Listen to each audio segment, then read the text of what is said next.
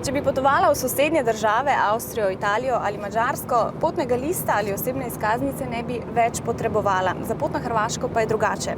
Ako bo Hrvaška enkrat v Evropski uniji in potem kasneje še v schengenskem območju, za katerega velja, da so meje odprte, ne bo več tako. Richarda in njegove sošolce obiščem na osnovni šoli v Zagrebu, kjer v sklopu pouka spoznavajo tudi Evropsko unijo. Učenci se pravkar pogovarjajo o prednostih in slabostih vstopa v veliko evropsko družino. Richard je na strani tistih, ki pravijo, da bo po vstopu Hrvaška na boljšem. Mislim da će studenti moći studirati gdje će htjeti u bilo koju članicu koja je u Europskoj uniji i bit će lakše za naći posao.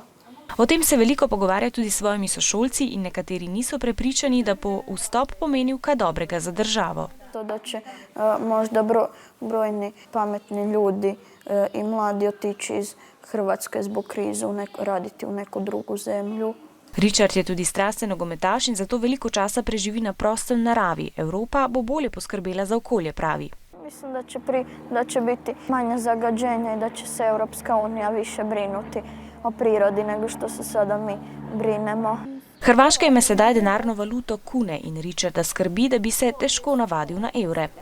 Ako dođem u dućan i tamo me traže 50 eura, onda mi je teže izračunati 50 puta 7. Iz medijev je slišal o tem, da je veliko evropskih držav v krizi, a pravi, da se tega Hrvaška ne sme bati. Ravno nasprotno.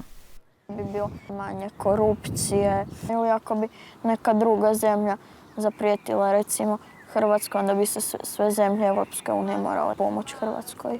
Čeprav se je Slovenija kar dolgo časa odločala o tem, ali naj Hrvaška vstopi v unijo ali ne, je Richard prepričan, da bomo dobro sodelovali.